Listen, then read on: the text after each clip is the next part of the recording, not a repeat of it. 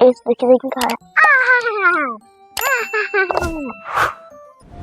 Devagar. Nhame, nhame. E esse cara de...